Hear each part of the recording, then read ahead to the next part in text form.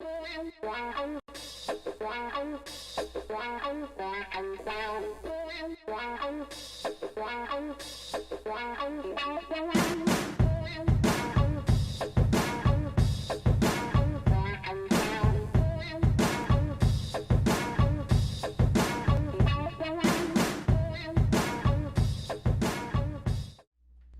we're live. What up, man? How you doing? I'm good. How are you? I'm good, bro. I've been doing all right. First off, everybody in the chat, I just want to say what's up. Welcome to the Checkdown. My name is Fubar. And I go by Thicc Duvet. Yeah, and this is the Checkdown coming to you on a Thursday night. Real quick, I just want to ask, can someone let me know if they can hear our levels, if we sound good and we sound pretty balanced and even? Whenever you get the chance, someone type in the chat, let us know. So yeah, man, I just want to say, I was feeling the vibes, man. What made you go with a 90s mix tonight on your pre-funk? Because I haven't updated any of my crates. And I did a set not too long ago that included or that pretty much was like underground hip hop. I was like in that bag from when we were in college. I think it was a set that you said that you liked as well. So I just reached back into that crate because that crate was pretty much ready, and I knew I have like 4 hours worth of music in that folder, and only used about an hour and a half. And I dip into there every now and then. I try not to, because Serato will tell you if you've played the song or how many times you've played the song. Yeah. And I always want to make sure that I'm playing something a little different, sprinkling in some favorites in there every now and then. That's acceptable, but not playing the same songs in the same order, especially. That's a death wish. But yeah, so I knew I had the song, so I just reached into there. So yeah. That's awesome, man. Yeah, I was feeling the 90s vibe. I do like the city pop stuff though. The city pop you was spinning a while back. So oh yeah. Yeah, you got to throw some of that in there next time you do a pre-funk, man. So first segment of the show, man, check down, check up. What's been up with you? How was your week? Tell me something good that happened to you, man.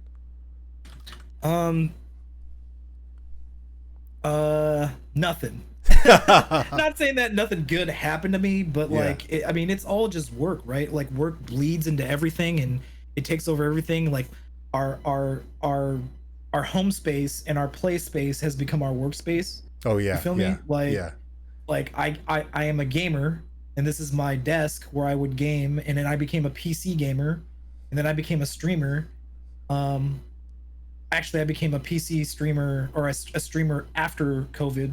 Sure. So, I remember there was people from work like, oh, we have to bring our Microsoft Surface home, but it's not like two screens where we have at work, and the Surface, it runs slow and yada yada yada, and I'm like, yo, is it cool if I use my gaming PC? And they're like, yeah, you got a VPN, and make sure when you're accessing certain sites, to always use your VPN.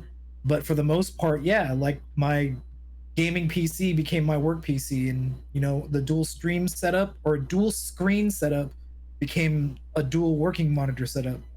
So yeah, sure. That's why I'm saying it's not that nothing good happened to me, but like anything and everything usually just revolves around work. Yeah. Other than that, I'd love to shout out my boy Ian Breezy Panda. The other half of Thick Panda. It's his birthday today. He just turned 30. Hey, happy birthday, bro. Happy birthday. What a youngin'. I don't know if he's in the chat. If you're chilling in here, Ian. If not, that's cool. But like, happy birthday, bro. Yeah, if you see it on the rebroadcast, that's awesome, man. Happy birthday, Ian. Yeah, man. I was just thinking about something you said. My team lead, he said this. He was like, now I don't know if I live at work or if I work from if I live at work or I work where I live, because the days would blend. You're working at home, man. And I think there's a lot of truth to that. So in the prior show we mentioned, the check down is almost the result of us being at home, quarantined, and saying, we want to be creative. So yeah, man, something good that happened to me. It snowed today. It snowed, and I like snow. Lies. It did. I got There's snow. No snow. There's no snow here out where I'm at. It's just really cold. No, I got snow. I got a little bit of snow, it didn't affect traffic or anything like that, but it's supposed to hit tomorrow. That's what's up. It's supposed to be a snowstorm tomorrow. Matter of fact, I don't know if you remember, like 2 years ago, it snowed real bad, and we all got like locked in. They had to bring out the plowers and all that.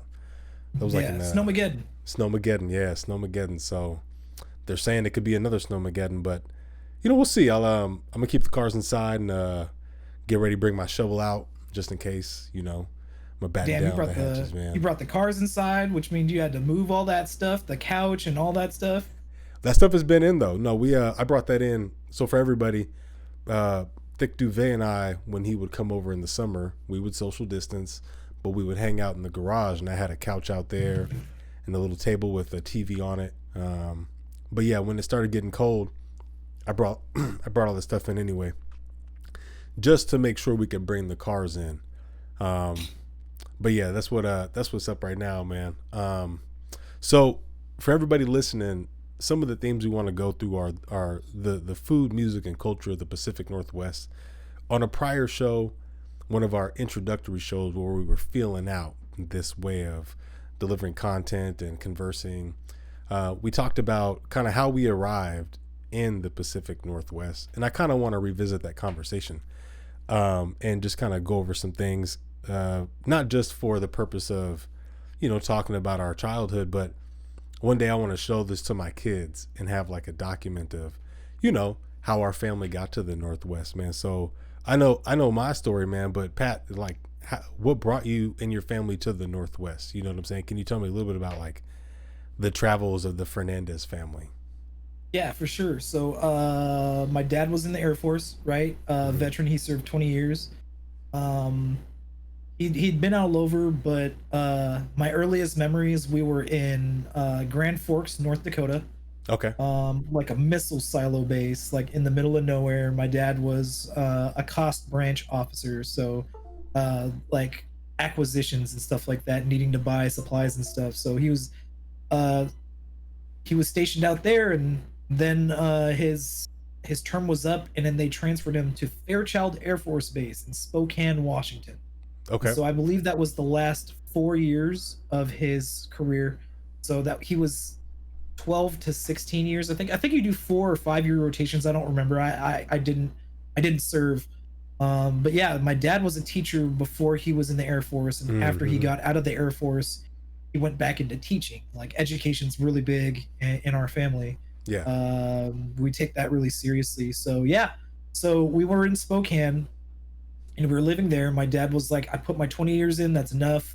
I'm going to retire from the Air Force. But he was discriminated against a lot. Spokane is East Washington. It's not like Seattle. It's really different out there. And yeah, they wouldn't let a brown man teach Spanish.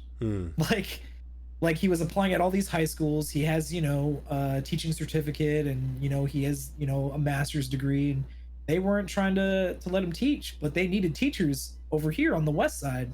So for, I believe it was 2 years, my dad actually got a job. He needs to support the family, right? Like, he ended up moving by himself, and Monday through Friday, he was living in Tequila and teaching at Asa Mercer Middle School on Beacon Hill. And then it was kind of getting too hectic. Like, me and my sister were already like teenagers or becoming teenagers. My brother was, getting pretty rebellious, and my mom's by herself, like, doing everything. And then my dad would come home to Spokane on the weekends and then go back. It was hard at first for us, but then we got used to it. But then, like, my mom was exhausted with all 3 of us. So eventually they decided to, like, hey, let's move the family. But my mom was pretty upset, and she'll tell you this too if you ever ask her. She was working at the law library at Gonzaga University, or wow, GU. And especially for private schools, private universities, if you work there, if your kids get in, your kids are free. Oh man, yeah, that's a good deal. It's either a huge discount, or it's like I forget what they call it, tuition remission. They had tuition remission at Seattle U when I worked there. Doesn't matter what position you work in. When I worked at Seattle University, I was working in the financial aid office, and I could take, if I got into there, I could get tuition remission and get my grad school for free. But yeah, my mom was pretty upset. She was like, "Well, I got this job at GU so that our kids could go to college for free." My dad's Mm-hmm. like, "This is really hard. There's more jobs on the west side of the state." And so eventually my mom reluctantly agreed and moved us. We all moved over to eventually to the northwest, to the Yeah, Puget yeah. Sound area. Sure. What Uh, city? What city did you guys go to? Kent, Washington. Nice. Whereas as people around here call it Kent, Washington. Like we're different out here. It's half urban, half cattle ranches. Yeah. Not No, cattle no. ranches, but you know what I mean, man. Like That's a true it's statement. different out here. Only people from Washington I've ever heard say Washington. There's no R in Washington. Washington. Yeah. You Kent, can't Washington. you can't tell who's gonna say it either. It just comes out and you be like, damn, you too? All right, But so Tuesday. Where are you, what day of the week are you going to blah blah blah Tuesday? Tuesday? What? um Anyways, yeah, so that's how we got over here okay. in Washington. I went to a local high school, and then my mom was like, "No, we're ultra Filipino." So my mom's like, "We're gonna send our kids to Catholic school." Catholic school, So I went yeah, to yeah. Catholic school, and then the rest is kind of history, right? I went to Western Washington University, and then Yep. met you. Yep. Word, man. Yeah, no, that's awesome, bro. That's a good story, man. My family, my I'm raised by my mother, and my mother is from Beaumont, Texas, the deep south, and born in the 40s. And her mom wanted her to live in the north with her father, who was in the army, Joseph Beverly Broussard. And so when she turned 18, she moved up to Renton, Washington with her band. I almost said it too. Almost caught myself. I said Washington, right? I didn't say Washington. Yeah, you Okay, almost all said right. I was Washington. close. But my mom moved up with her sister in 1964 to Renton, Washington. They took a train. I remember the story my mom told me is they took a train from Beaumont all the way up. I think they might have gotten off a couple stops, but yeah, came to Renton. Um, she ended up moving to Tacoma. Supposed to go to Bates Technical College. Ended up getting married, and then going from Tacoma to California, and lived in California for a little bit. Got pregnant with me. Came back up to Washington, back to Renton, and then gave birth to me in Tacoma. And I grew up in Tacoma. So for my entire life, I've lived in Tacoma, and the I-5 corridor. I've never lived a long term outside of this area. So my family's been here for a while. Like my grandfather was stationed at JBLM. So to all the veterans, man, thank you for your service. Pat's from a military family. I have veterans in my family, my grandfather and my uncle. So I think a lot of folks who I meet who are in the Northwest end up being transplants from the military. Like I know a lot of folks who got here through JBLM or are kids of some military family, man. Whoa. What was that? The wind just That was the 'cause I wind? have Oh man. I have my window just cracked just enough, and the wind just slammed my door. Oops. That's all right. That's all right. If it's a door slamming, I'm cool with that because it sounded like something else. But yeah, man, that's awesome, bro. So, do you see yourself staying in the Northwest long term, or could you see yourself going somewhere else? Absolutely, man. I love it here too much. I want to leave for a little bit, and I talked about this with like some of Mm-hmm. my other friends. I want to leave one more time, potentially to get my PhD or my ed doc. Okay. But the goal Okay. has always been for me to come down here or to come back here and to put down roots. If I end up getting my ed doc or PhD, excuse me, all the Kirkland Claw, shout outs to Costco. If I ever Episode even one. go here, get my ed doc or PhD here, then of course I'm staying here and then put down roots here, and then that's it. But Yeah. I was thinking about moving to the Bay for a little bit, either the Okay. Bay or the Houston or somewhere on the East Coast. These are all places that I would like to live, but also have good schools for what I Yeah, want to yeah. do in my career. Mm-hmm. And then the plan would be to go there and work there for a couple of years, get my my doctorate, and then come back. Nice. Literally, that's what the plan is. But if it doesn't happen, it doesn't happen. You know, COVID threw a monkey wrench in all those things, anyways. Because, yeah, man, COVID sucks. COVID sucks, man. I think COVID destroyed a lot of people's 5-year plans. I mean, we talked about this in the last episode. I don't really think we're going to get out of it in a big way until fourth quarter this year. And even then, I would be cautious rolling into 2022. I definitely want to get out the house and do stuff and go back to my 5-year plan. But I pretty much put my plan on pause and just did other things because of COVID, I definitely like living in the Northwest.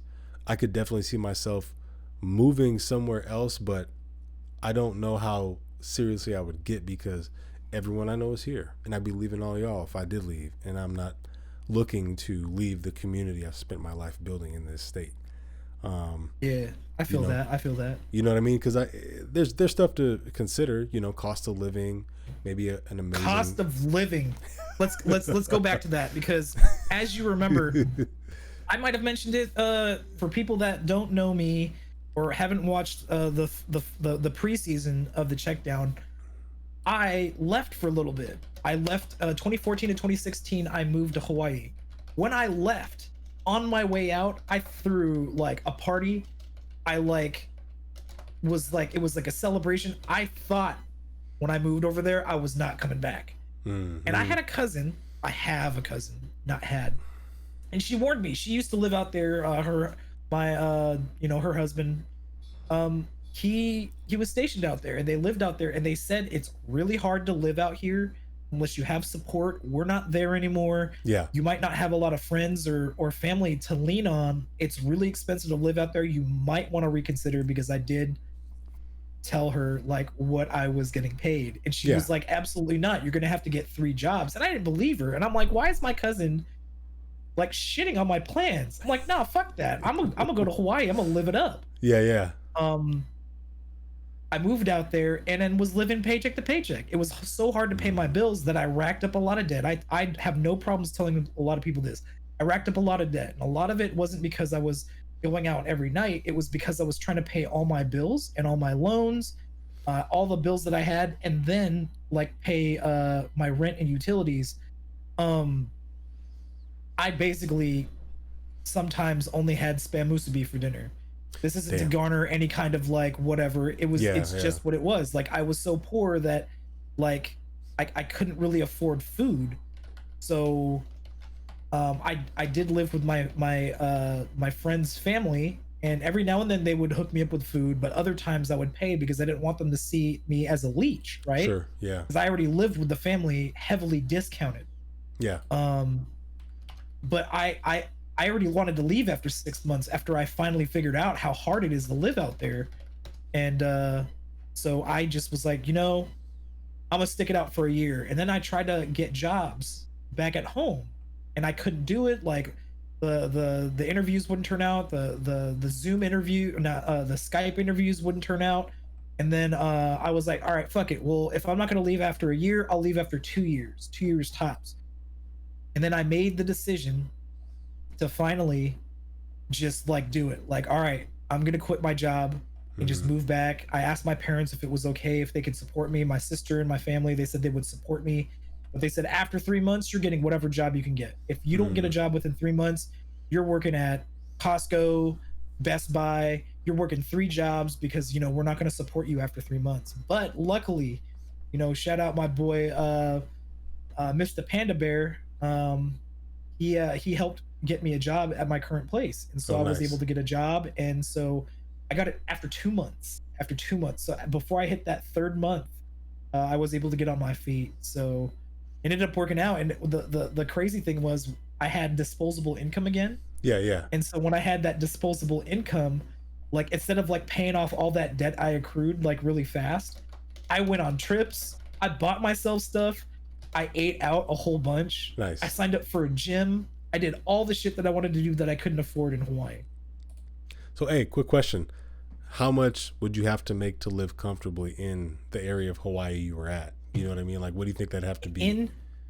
They did a study, and they said that if you don't make at the time, 2014 to 2016, the study said if you don't make 70K as a single person, you're living in poverty.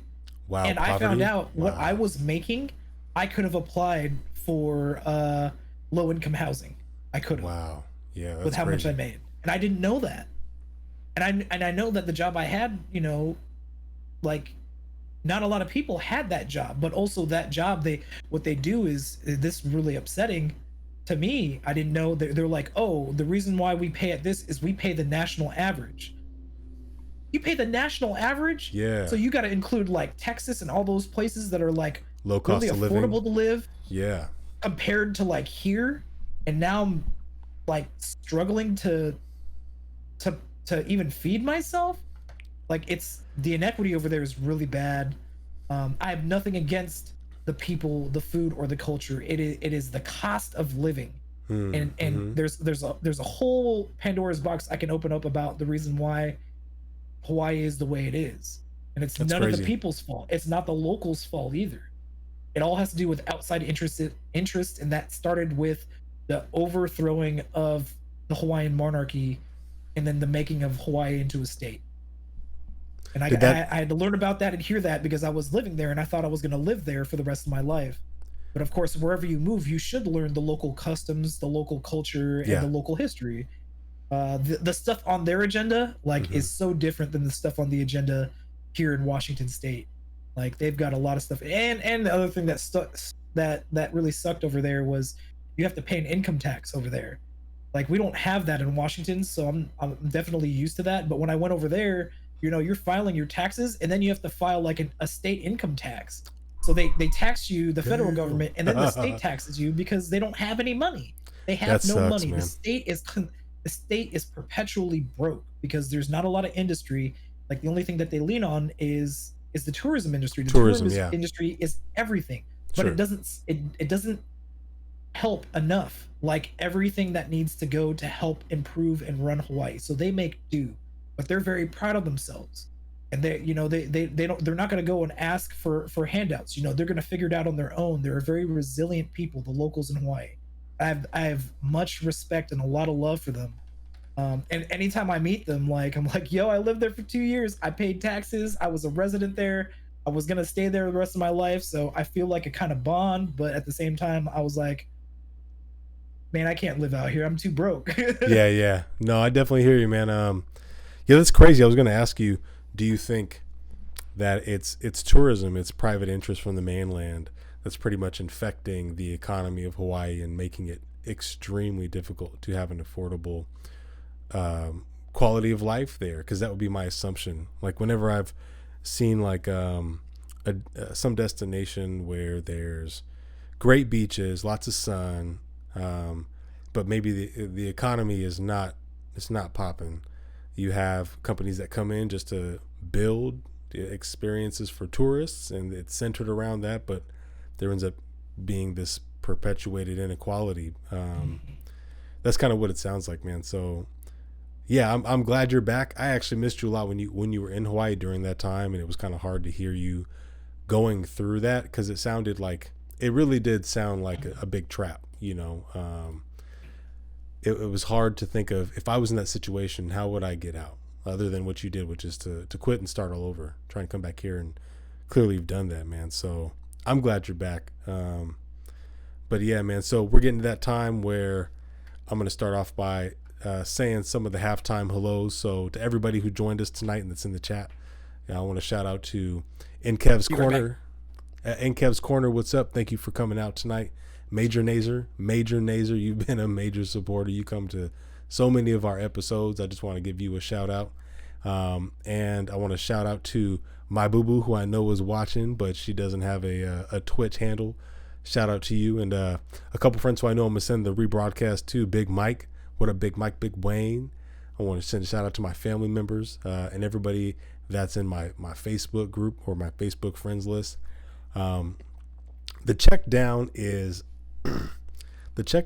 really the culmination of an idea Thicc Duvet and I had a while back. I really wanted to do a podcast. Back in 2014, I got a job working in an office in downtown Seattle, and my commute was about an hour each way, minimum. That depends on if the bus worked that day, because sometimes it wouldn't. So I got used to listening to podcasts, and that's when I got into listening to like certain podcast groups or certain brands, or certain podcast movements. I really like a company called Gimlet Media. They make great podcasts. But as an audio engineer, as I'd listen, I'd say, this is not beyond my comprehension. I could make one of these easily, but I'm not quite sure what I would make it about. And so I reached out to him and said, what do you think about doing this like a Seahawks podcast? And I wanted to call it Hawk Talks, right? I didn't know there was already a Hawk Talk that did the exact same thing. And he was like, yeah, we'll come back to it. So about a year went by, and I think at some point, did you want to change the subject matter before you had the idea of going to Twitch with the podcast that we wanted to do? Because I wanted to do football, and I think you said you had like an edit you wanted to make to the topic. So my idea, if you remember, my counter offer, if you will, was when you were like, I want to do a podcast, I was like, no. And then I was like, okay, yes. And then like at that time I got really big into YouTube. I think YouTube was going through another one of their renaissances. And I was like, yo, we can come up with a talk show or a podcast talk show and do that and then put that out there. Absolutely. And then, and then build it up. And then COVID happened. And then I was doing streaming on my own, streaming to play video games. I'd always like thought it was cool to do. And once I got into it, learned about the tech and learned about what you need to do, I was like, screw it, let's go all in. And then COVID happened right around that time. And then I like jumped in like both feet and was like, F it, I'm gonna get on Twitch. Yeah. And then once I started streaming and I started being a part of these communities, what I also found was that Twitch, yes, did start off as strictly like a video game streaming platform, but just like YouTube, Twitch like evolved to have other things and people learned to interact with other people in different ways. But in the essence, it's live streaming. And so I was like, instead of doing like a show and then cutting the show and editing it and all that stuff and then putting it on YouTube, we should just do it live. Yeah. Like why can't we just get on Discord and then stream it? Like you and I already have like really good conversations, but if we do that, like I think I also felt different about sports. One is that I'm very passionate about the Seahawks, but my downfall is I don't really pay attention to other things besides the Seahawks, right? Sure. If I'm into something, I'm into something. So like I pay attention to the NFC West and the Seahawks and maybe the NFC conference, right?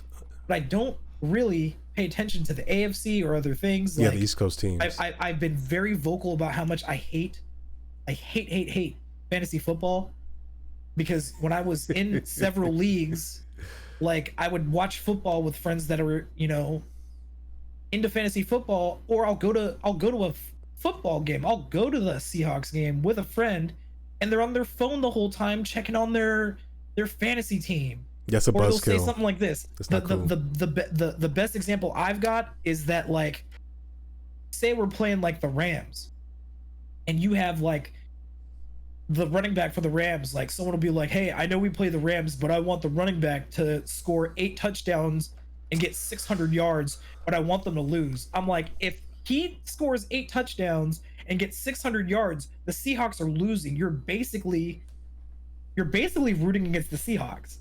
Like, to me, the Seahawks come first. And actually, I've been joking around, but seriously, like, I'm pretty mad at the Seahawks right now. That's why I'm not wearing any Seahawks gear. Hold on. Let's get into it. Let me bring everybody up to speed. So if you're not following what's going on with the Hawks and Russell Wilson, there's rumors that there's talk about Russell Wilson being traded. I got an article. I'm going to read from it briefly. And here we go. Months after leading the race for the 2020 NFL MVP, Russell Wilson is suddenly the latest centerpiece of off-season quarterback drama. CBS Sports reports teams have begun sniffing around the Hawks star for a potential trade. Then Wilson himself aired frustration with his supporting cast in Seattle, and as speculation ramps up regarding more than a dozen logical teams for the former Super Bowl champion, the Seahawks are reportedly getting more and more calls from teams checking in on the QB, while navigating their own unhappiness with Wilson over his recent comments. And Russell Wilson's comments have been about the Seahawks and their inability to protect him with a strong offensive line, like you would find with the Patriots while Brady was there, or the Buccaneers while Brady was there. And if you're a Hawks fan, you know Russ runs for his life every Sunday and does a damn good job of staying healthy and making shit happen, even though all odds are against him. But plays break down real quick because, like in the Rams game, the offensive line just can't hold, So, yeah. I mean, but you got like Aaron Donald and like those monsters. So, well, yeah. I mean, when we had monsters. Oh yeah. I mean, come on, man. We had one of the most amazing defenses in NFL history. It starts with up shut front people too. down. Oh yeah, the line. We had a bomb ass secondary, but it also starts up front too. So like they got a lot of credit, but they didn't get enough credit because everyone was all about the Legion of Boom. But it always starts with up front. If you don't get pressure, man, like what are you doing? If you don't get pressure, then they can just run the ball. But if you get pressure, they'll try to throw, but you have to throw on our secondary. Not happening. Not at that time, man. Yeah, there's a lot going on right now. I'm so nostalgic now. It's like, it was so long ago at this point. I don't want them to trade Russ. Openly, I think that'd be the worst decision the franchise could possibly make. I completely disagree. I don't care if they lost the first game in the playoffs. They made it to the playoffs with a 12-4 record. You don't throw that to another team that is desperate and struggling. What you do is you build around the strongest feature, and it's a quarterback. They should stick with that. And I think getting a new offensive coordinator is right. But I'm not mad at Russ for saying the stuff he said. I mean, when I'm at work, there's a couple 49ers fans, right? And they all respect Russ. But the running joke is he's running for his life every week. Like, running for his life. He's going to get crushed. Are they wrong, though? Nah, not at all. They're definitely not wrong. We see it. We definitely see it. He's barely making it out alive in some of these plays, man. And he's not as fast. Let's be real too. He's not as fast as he was like when he was a rookie and when he first got drafted. Well, he bulked up, but he can still throw the ball. He can still throw the deep ball, and he can throw it accurately. But he needs time.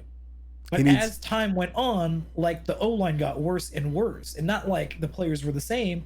It's constantly rotating in and out and converting all these random people. Oh, you're a defensive end? Let's convert you into an offensive lineman. Yeah. You believe like we only drafted one true lineman in the past like 8 years is what I heard, or 7 years or something like that. Everything else, when we get new linemen, it's through like it's through trades and like picking up free agents that are on the rebound. They had a bad year, but we know that we see talent. We've been trying to keep Russell like up there and paid and all that, and then everything else we get at Value Village, dog. So is that the fault of Carroll or John Snyder? So front office. Because Carroll. I mean, remember, Carroll has the last say. And the if last he say, has to, he says that's part of the agreement that he signed when he became head coach. I have the final say. If I have to, I will override John Schneider. Mm-hmm. I don't know how many times he has, or if he has even. But I remember hearing about how he says that he has the last say. But I don't think that necessarily means that Pete Carroll is, John Schneider, right? Yeah. Schneider works with what he works with, but I feel like he does get a lot of direction. I don't know. I mean, the philosophy has to come from like the whole team and starts with the head coach. So I don't necessarily think that this is what John Schneider has planned for us, but it might be like, hey, we're going to move in this direction. So find us people that fit this. And this is how you can save on getting other, like, what do I know? This is another reason why, if we want to bring it back, why I didn't want to completely have a podcast on just football, right? Yeah. Well, I can talk about my opinions and usually just regurgitate a lot of like my friends who are really into it. Sure. And then like I research myself as well. And that's usually my opinion. I'm not going and watching every game.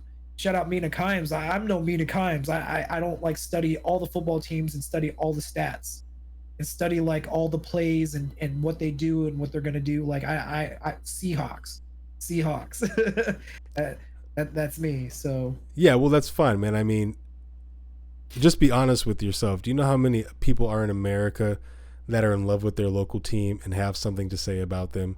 We are completely the norm. Even if we aren't in the organization, we may not have credible information. We have an opinion because we care and we want to see our team win. That is the most average American thing you can do is whine about your football team. And so, but moving on to the next segment. Have you had any good food recently, man? I remember the last time on the last episode you were saying you'd cut back a little bit. Maybe you gone out and had food somewhere this week, man. Did you order out or get anything through Grubhub or DoorDash? I got some. I went to Seattle Fish Guys, and I got some poke there.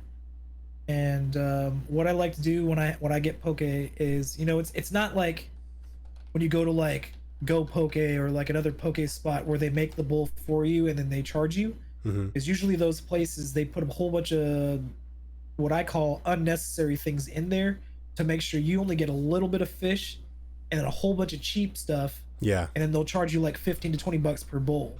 So they probably on top, like off like profit per bowl, I think they probably make like 10 bucks profit, maybe even more. That's upsetting to me. I would just like to pay for my fish up front. So I mean, just like in Hawaii, you can just get poke by the pound. And what I do when I buy that is I bring it home, and then when it's time to eat it, I love one of the things I love about sushi is the sushi seasoning, the seasoned the vinegar rice. And so that definitely is an important, because it's supposed to bring out the flavor of the fish too and make it more delicious. That's why I be hating on all these other like sushi restaurants or restaurants that serve sushi and they know how to make it, but they don't even have the vinegared rice. Like if you don't have the vinegared rice, like throw that out. Like why you being cheap? I'm just looking at what I do. It looks kind of pricey, man. How much did you order? I just ordered like 2 pounds, okay. 1 pound each of like two different poke. And what I do when I'm getting ready to eat it is, if there's fresh rice at my house, I warm it up just a little bit in the microwave to make it a little bit hotter, because it's easier for the rice to absorb the sushi seasoning, the vinegar. And I put that into the bowl after it's like piping hot. You always do like 1/3, right? So if I actually had 3 cups, which is a lot of rice, you put 1 whole cup of sushi seasoning. So I usually have about 1 cup or 3/4 cup. So I do like 1 whatever cup of sushi seasoning, and then you like make sure to like touch it but don't smush it, don't do anything with it to bring out the starch. And then when you let that dry, then you have sushi seasoned rice. Nice. And then you put the poke on top of that. And then sometimes I'll put a little bit more Kewpie oil, and I put some furikake on that. That's like a rice seasoning. It's got bits of like nori in there and like some salt, some sesame seeds, some other good stuff. Yeah. So that's what I do. I make it extra fancy. I don't just have rice or even fresh white rice and I just put it on there. I don't add all the other stuff except for ginger. Just because if I'm having 2 different kinds of fish, you need the ginger as a palate cleanser, because that's what it is. Nice. Sometimes I put some tobiko or some roe, the little orange fish eggs that you see on like California rolls. I put that into the rice as well. I'm super extra, dude. Yeah. 'Cause I love sushi. So yeah, that's where I went. But that's it. Other than that, like, it's just home cooking. Nice, man. I did order it out once. I think it was a Friday night, and I'd been drinking a lot, and I ordered Jack in the Box. But Jack in the Crack, baby. I've already burned my my one food order from the app. Remember, because there's all those fees that make it more expensive. I've eaten out a couple times, but my rule is I have to go out and get it, which means if there's a long ass line, I gotta stay in that line because that's the choice that I made, right? Yeah. But for ordering to my house, I can only do it once, and I can tell you, man, I've already been saving hella money. That's awesome, man. That's good. Yeah, no, I feel it, man. We actually, when we went to my in-laws for the Super Bowl, And someone in my Facebook friends list put up that there was this really good food truck that made barbecue that usually shows up at a local high school, and that they highly recommend checking it out. And we happened to drive by this place. The name of the food truck is called C, the initial C, Davis, Texas Barbecue. When I'm looking at their site on seattlefoodtruck.com, it says they are the Seattle Seahawks exclusive barbecue vendor, and they're great at smoking meats. All wood and rubs are shipped up from Texas, and some grass-fed meats are smoked up to 22 hours, and they hand make their sausage and links. And I'm going to show some footage of the experience picking up and buying meat from them during quarantine. So Thicc Duvet, you'll have to catch it on the downstream. So this is them, C Davis Texas Barbecue. You can go to their Facebook page, facebook.com/c.davis Texas Barbecue. And when you get there to wherever they're going to post up at, they have all of their materials hitched to cooking materials, the oil bin barbecue style grates attached to the back of a Ford F-150. And they brought a U-Haul truck with the other side of the barbecue pits they use, rep in Texas. And they kind of have them like together but facing in opposite ways. You'll see. So they took up a whole parking lot in a high school and set up shop, and then posted on Facebook where they're going to be at. And local business, and they are fire. I was so surprised. Finding good barbecue in the Northwest is damn near impossible in terms of like good solid Texas barbecue. So their menu is, you get a slab of ribs for 30, pound of brisket for 22, pound of pulled pork for 20, big ass brisket over waffle fries, big ass pulled pork over waffle fries. They also sell their own barbecue sauce. And I got the ribs, right? The rack of ribs. And they pulled it right out the grill, gave it straight to me, and they gave me some of that barbecue sauce right there. And it was hot. It smelled great. And so when we took it back to the house, this is the unwrapping, right? The barbecue sauce was really good. It had a kind of a mustard flavor to it, and I really liked it. I liked the tang of the mustard, but what you're going to see when you look at the ribs, man, is they are hot and they are extremely tender. They were so tender, we started to debate on whether or not they boiled the ribs before they put them in the barbecue. And I don't think they did. I think they did it right. True Texas barbecue wouldn't do that. That's what I'm saying. Like, they're repping Texas. They had that thing in a smoker for hours. For hours, yeah. Straight up. And it smelled amazing, and it is huge. I'm talking, this was a huge slab of ribs. And right here, this is me just lifting the bone. I couldn't even pull it up. It came right off the bone, man. So 2 thumbs up, C Davis Texas Barbecue. You can check them out on their Facebook page. They'll post right when they are going to set up shop somewhere. Thicc Duvet, they come to Kent, so you need to check out their Facebook page, because I know they're going to show up to Kent. But yeah, man, I couldn't be more pleased with my experience with them. Everybody that was working there had masks, and we all kept distance when we were standing in line. So super pleased about that, man. So do they post up at the same spot every time, or do they move around? Do they have a schedule? They move around. So I know that on my Facebook feed, people were saying they were there like a couple weeks back. I'm actually looking right now at here. I'll go to the web page. This is C Davis Texas Barbecue's Facebook page right here, and he's talking about the recent delivery that he's going to be taking to Puyallup. Also, where's the post about Kent? Right here. This is on Tuesday. Hey guys, I'm supposed to be open in Kent on Saturday, but they're now talking about 2+ inches of snow, if that's the case. And if I did a couple hundred slabs of ribs, would you guys order if I did deliveries? Slabs of ribs only. So right there, that's how he's getting down in his business. He's talking right to his customers on Facebook, and it sounds like he'll deliver. So does he have any other contacts? You feel me? I'm not really about that Facebook, man. He has here. Let's go back. Can you post it in the chat? Like let's post it up in the chat and let people know. Yeah. So we'll right there. That's old boy's phone number, 206-235-5655. 5111. So that is for C Davis Barbecue. You can find out more, and the Facebook URL is there at the bottom. But yeah, no complaints. No complaints, man. Hey, man. What's up? Do you see that name in the chat? Does that look familiar? Let me see. Read it. Panel on 73. Yeah. Drop the N in the 73. Oh, what's up, man? Yep. So he's on. I'm trying not to use. I'm trying not to use government names. Yeah.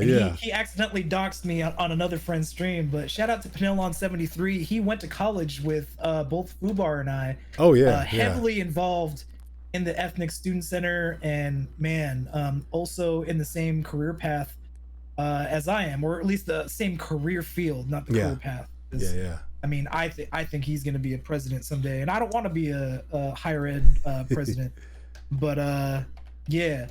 Shout out to Nate Pinello. Love you, brother. What up? Thanks what for up, stopping Big by our show. Yeah, man. Thanks for stopping by. Our little our moments of reminiscing and exploration in the Northwest, right? Yeah, man. So let's move to the music segment. So, okay, quick question. Hold on a second. Hold on. I used to DJ. Like late 2000s, my boy, shout out to Big Mike. Mike, I'm not going to say your last name. M-Dub. Yeah. M-Dub, man. A little background on me. I told you my family's from Texas. Football is a big deal in my family. And I played football in high school. And I was trying to play college football. And I ended up having a pretty severe injury second game senior season. And if you know anything about the recruitment process for high school athletes, your junior and senior years are the years for you to show up and show out, to really, really put on. And I couldn't play my senior year. So my prospects as a recruit tanked. Got no offers. Talked to like one or two colleges that were encouraging me to walk on. And I wasn't about to do that. And that it broke my heart, but I didn't really show it. And I think out of love and wanting to be supportive, my man bought me turntables because he know I was into turntablism and as a fan. And that began my entrance into DJing. And I always felt the hardest thing to do was to come up with a series of records I liked that I could match the pace on and transition to smoothly. And so I found myself practicing a lot. And I would bounce from practicing transitioning to cutting, because cutting and scratching, it is a form of music, and there are notes and ways to use faders and the record to make melodies. But I got better at cutting and scratching than what I did at transitioning, but I spent a lot of time doing it, man. What do you do to practice the transitions of your mixes? How do you go about doing that? What does that look like for you at this stage of your DJ? First, Nate, I mean, he already put his name in there. He says he's good with government names. I asked about Kuya Mike, and Kuya Mike is the shit. Kuya Mike, I love him. Kuya idol. Mike is the shit. I can't say Kuya Mike. I'll just say Mike V. You can say Kuya Mike, bro. I'm not Filipino, man. Okay, I say it's okay for you. Fuck you. I get a pass. I give you a Filipino card, bro. All right. It might not be worth much. It's probably worth like 2 Jufran bottles, which is banana ketchup. But you feel me? Yeah. All right, ask the question one more time, succinctly. It was transitions. How do I come up with transitioning? What? Yeah. How are you practicing? How are you practicing your sets, and how are you figuring out when you're going to transition? Because that's what I remember is I would know this is the point I planned on transitioning from one song to, like, how are you doing that? I found out the hard way, right? I was mixing in the song when I was ready, and I would usually drop it in like either right on the one, or I would drop it in like right after the verse starts. And what I had found, and through DJ friends that told me, there's a payoff when you're listening to the song, right? Especially when there's the build up, when it progresses, and then the drop, right? When everyone goes crazy. And he put it in terms which made it easier for me to understand that you don't want to take away that drop, because once people have experienced the drop, to go into something else or to cut in the middle of the drop, like that sucks. And so what I had found was, and doing my own research, that you want to transition the song during certain parts of the song, and usually you can do it like before the chorus begins or after the chorus ends. Okay. Or you can do it at the end of the song when you can tell that the song is starting to end because no one's rapping, no one's singing, and it's just instrumental. And that's when you mix in the next song. Yeah, absolutely. How I maintain like the feel of my songs, and mind you, I had been like that guy that used to love to make playlists and mixtapes, but they weren't blended together. They weren't mixed together. They weren't beat matched. It was just song after song. And I have like countless playlists on like Spotify, and I had even many more that I made when I was in college and high school. It was just one of the fun things that I did, and one of the things I recognized was mood. So you want to create and cultivate a mood, and when you're thinking of songs, you think of that mood first, and then so that's how I break down my crates by genre and sometimes by subgenre. But I was told as a DJ, you know your music inside and out, and that's one of the things I'm super lazy about and I need to work on, is because sometimes I'll play a song because I play the beginning of a song, right? Yeah. If it's brand new to me, and then I skip to the middle, and then I skip to the end. Nice. And then I might listen to it once through, but then I'll forget certain things, right? Like sometimes if I do that and I remember the mood of the song and whether it fits what I'm trying to cultivate, I'll forget sometimes that 3/4 of the way of the song, it'll switch beats. And that's fucking terrible, because if it switch beats, it can also switch BPMs. Yeah, it can yeah. slow down, it can speed up, and that also ruins the experience for the listeners. So that's another thing that I'm trying to like, I need to be familiarized with my music, but at the same time I need to give myself some grace. We're at home, I'm DJing for like my friends for the most part that are coming to watch me in my room as a bedroom DJ. I know, because I do want to go out there. I've talked about it before, I'll say it again. My goal is to do this part-time and to get gigs, and I know once I go and I get gigs, I have to curate playlists very, very accurately and know my songs inside and out, so I don't fuck that up. Because if I fuck that up and people get mad and people stop buying booze, I'm not gonna get hired again, right? Like, Yeah, my yeah, job that's is to the job. cultivate the mood of the place and to Yeah. keep people dancing and to keep people buying booze. So I know that those are some of the things I need to work on, but I've always recognized mood in a song and how it feels and how it makes me feel, and bringing those songs together and then creating usually like, we start off slow but get faster and then it drops, or we keep it mellow the whole time, or we start up high and then we go down low and then we go back high again. Like, these are things that I've recognized doing as I was making my own playlists and mixtapes since I was in high school. So the other thing, the technique about beat matching, see, you were on turntables and this was before controllers and this was before things were digital. Yeah. And I might have told the story too, that when I was learning to DJ, the first time I learned to DJ on turntables was at Western. Shout out to Kid Kaboom, because he actually streams on Twitch. I found him and I hit him up in his chat. He spins drum and bass. That's fast as fuck. It's like 180 BPMs or higher. And he was trying to teach me how to beat match drum and bass, and I could not beat match, nor could I even figure out to speed up and slow down. I couldn't hear it sonically. I couldn't hear it audibly. And I needed to. Like, DJs from the old school before shit was digital had it way harder. The art was way harder to learn. Much harder. But now it's easy for me, right? I can look at the screen and it says this song is 74 BPMs and this song is 75 BPMs. And I just kind of flip the dial, match the BPMs, it shows up, and then I can use the waveform. When I see the waveform, I can see when the bass hits and when the snare hits. And then from there, I can figure out when I'm going to beat match and what part I'm going to mix in, and then when to transition the song. You know who was it starts with mood, then technique, and then knowing what part of the song you're trying to mix in. Just to piggyback on that, man. I remember when Mike V, Kuya Mike, would bring his turntables out and spin at the ESC conferences. He was that dude. He was like low key not telling people, but he was on some mastery shit. I remember listening to him blend a children's record with Missy Elliott's "Work It," perfectly beat matching it. And I'm like, this is not supposed to go together in a complete. Like, he was the person you described from the old school, where it was a lot harder and they had to spend more time. He's that guy. So shout out to him, man. But yeah, I stick with it, man, and definitely be a little more forgiving about yourself. And just so you know, I'm always hard on myself. The rest of the chat knows. Anxious about it that much anymore, or maybe I am in private. Who knows? Get to know me, chat.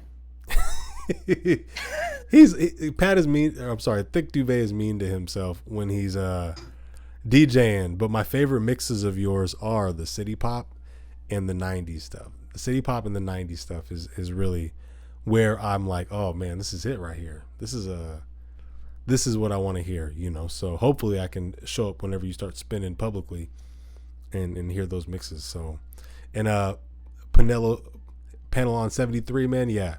If you can check out some of his rebroadcasts, or what's the website you stream to? Is it Mixcloud? Mixcloud, yeah. Mixcloud, yeah. Check out his Mixcloud page. Mixcloud.com/thick_duvet. And all of my sets are on there. Mixcloud doesn't have any problem with copyrighted music because they paid out all their stuff. So it might not have the video per se, but like it has all the audio. So I rip the audio from my videos and I upload it. But the thing that stinks, right, is that if it's a Mixcloud thing, but it's from Twitch, you hear like my stinger from when I transition scenes. You also hear me talking to the viewers. Then you hear my DJ drops, which is not a bad thing, but like, you know, like. Oh, man. Oh, yeah. That's all right, man. Here, what's I have a different one. That one was on my audio interface, but like the one that's on my Serato it's got like an echo effect on it. But yeah. What's the Mixcloud URL again? Oh, it's mixcloud.com. Here, I'll put it up. Okay. Yeah, I was gonna put it up if you did. /thick_duvet, like that. You got in there? You put 2 T's on it, bro. You're being extra French. Gotcha. Just kidding. I don't know if the French spell it with an extra T, but you know. Nice. Yeah, so check out his work on Mixcloud, everybody. We're getting close to the end of the show, so who do you want to raid, man? Let's see who's on.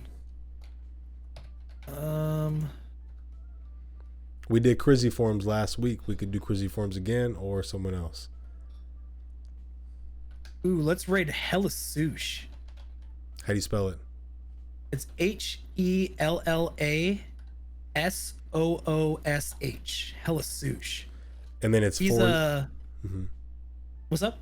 Oh, I was gonna say it's /raid and then @HellaSush. Isn't it /? Either way, it's like leaning sure to the right. /. Is it /? Yeah, that's okay. /. Yeah. What you need to do is /mod space Thicc Duvet, and I can do that for you. Here, /mod. Mod space Thicc Duvet. There you go. There you go. Go for it. That's a /, by the way. Oh, it says I don't have permission to perform that action. What? Oh, oops. man. Okay, cool. We'll figure that out. But yeah, raid. Just do this, right? HellaSush. Raid HellaSush. Like that. Gotcha. Okay. So invalid username. Let me try it again. My bad. Sorry, everybody. Let me just copy and paste what old boy put in here.